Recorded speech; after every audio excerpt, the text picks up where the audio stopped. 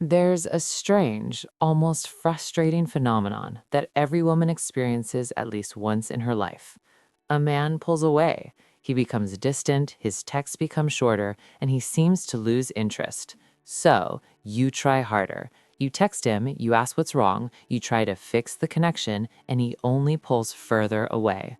But the moment you genuinely stop caring, the exact moment you move on and focus entirely on yourself, his name suddenly lights up your phone again. Most women think this is some sort of cruel game, but it's not. It is a highly predictable psychological trigger rooted deeply in the male nervous system. Today, we are going to talk about the biggest shift a woman can make in her love life, a shift that completely changes how men treat her. It's not about playing hard to get, it's about a psychological concept called becoming the flame. I am going to show you exactly why men always return to the women who don't need them. I will reveal why your anxiety is destroying his attraction. And by the end of this video, you will learn the exact emotional shift you must make to stop being the one who chases and start becoming the one he is terrified to lose. Now, to understand male attraction, you have to understand the difference between the flame and the moth. When you chase a guy, when you constantly text him, rearrange your schedule to see him, or try to decode his mixed signals, you are stepping into the role of the pursuer. You are acting like the moth, constantly orbiting his light. You might think you are just showing effort, being sweet, or proving your loyalty, but to the male brain, it does not feel like love. It feels like need. And human beings do not crave what feels needy. Think about fire for a second. Fire doesn't chase. Fire doesn't panic. Fire just is. It burns brightly, rooted entirely in its own power. And what does everything else do? It gets drawn in. A high-value woman, a woman operating in her dark feminine energy, is the flame.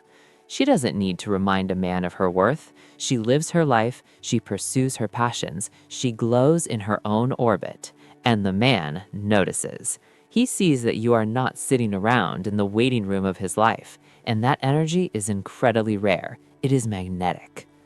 When a man starts to pull away, the anxious woman's instinct screams, "Do something, fix it, close the gap." But if you try to glue something together while he is actively trying to step back, all you do is prove to him that he controls the dynamic. You confirm that he can leave, treat you like an option, and you will still be right there waiting. A high-value woman understands the absolute power of the void. She observes the reality in front of her, and she responds with graceful, unapologetic distance. Most people are terrified of giving a man space. They think, if I don't reach out, he'll forget me. But what they don't realize is that space is the only thing that creates the psychological tension required for him to miss you. If he pulls away and you step back too, you force him to confront something deeply unsettling, the very real possibility that he just lost you. Silence, when it comes from a place of unbothered confidence, is louder than any paragraph you could ever text him. You must stop confusing someone's temporary attention with true commitment. Just because a man shows up with a little bit of effort here and there doesn't mean you need to revolve your entire world around him. A lot of women fall into the trap of emotional charity. They overextend themselves for a man who is only offering crumbs, hoping that eventually he will see her value and step up. But male psychology does not respect what is given too easily. If someone can only value you when you're bending over backwards to accommodate them, that is not a relationship, that is a transaction. Men do not come back to comfort, they come back to clarity. They come back to the woman who was not afraid to walk away when he was unsure. They remember the woman who looked at his inconsistency and quietly decided she required more. That is the standard he measures every other woman against. The goal isn't to manipulate someone into returning. The goal is to be in such alignment with who you are and what you deserve that only the men capable of meeting your standard can find their way to you.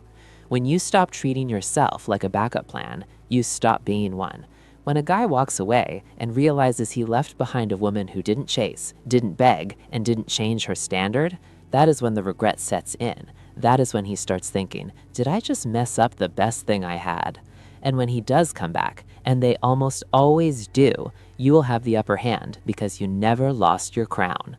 So, you now understand the undeniable power of stepping back and becoming the flame. You know that when you stop chasing, the right man will inevitably pursue you.